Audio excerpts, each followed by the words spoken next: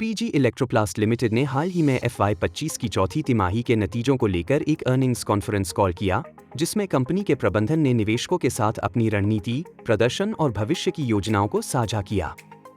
इस वीडियो में हम इस पूरी कॉल को सरल और रोचक ढंग से समझने की कोशिश करेंगे। पीजी इलेक्ट्रोप्लास्ट लिमिटेड के managing director finance Shri Vishal Gupta और CFO श्री प्रमोद गुप्ता ने कॉल की शुरुआत कंपनी के FY25 के प्रदर्शन पर चर्चा से की। कंपनी ने ऑपरेटिंग रेवेन्यू में 77% की जबरदस्त बढ़त दर्ज की और यह 4,869 करोड़ रुपए तक पहुंच गया। इस ग्रोथ का बड़ा हिस्सा प्रोडक्ट बिजनेस से आया, जो कुल ऑपरेटिंग रेवेन्यू का लगभग 72.4% रहा।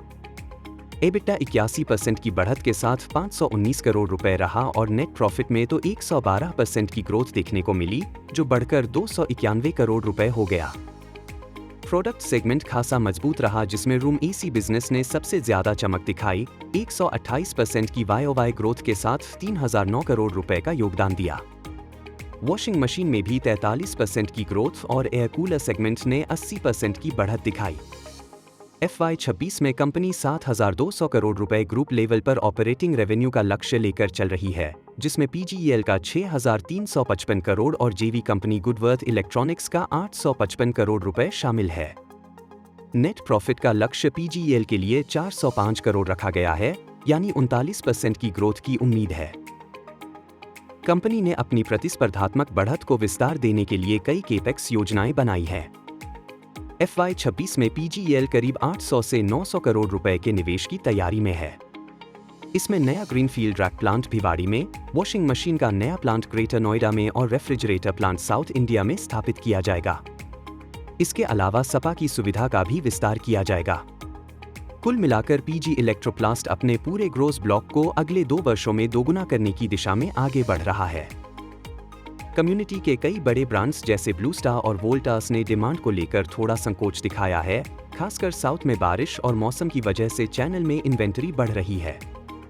लेकिन PGEL के पास 35 से ज्यादा ब्रांड्स के साथ काम करने की वजह से रिस्क डाइवर्सिफाइड है और जून तिमाही में भी कंपनी को बड़ी चुनौती की उम्मीद नहीं है। कंपनी ने बताया कि इन्वेंटरी थोड़ी ज्यादा है, लेकिन वह रणनीतिक तौर पर कंप्रेसर बिज नॉर्म्स के चलते स्टॉक किया गया है, जिससे बिजनेस को कोई रुकावट न आए। केपेक्स के लिए ज्यादातर निवेश लैंड और बिल्डिंग में होगा। अगले 2 वर्षों में लगभग 600 करोड़ इसी में खर्च होंगे।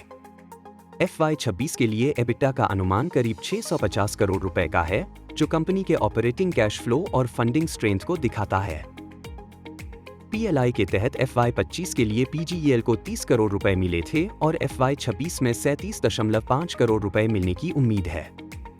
इन इंसेंटिव्स को कंपनी ने अपने रेवेन्यू में शामिल किया है।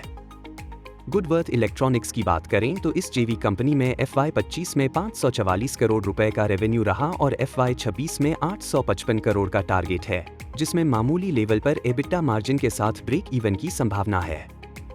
रेफ्रिजरेटर प्लांट को लेकर कंपनी काफी गंभीर है और टीम पहले ही काम करना शुरू कर चुकी है।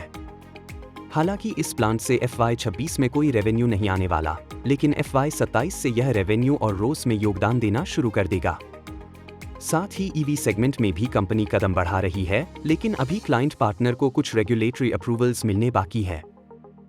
ऑडियंस के कई सवालों के जवाब में कंपनी ने स्पष्ट किया कि वे मार्जिन एक्सपेंशन पर जोर नहीं दे रहे, बल्कि ऑपरेशनल एफिशिएंसी और स्केल के जरिए वैल्यू क्रिएट कर रहे हैं।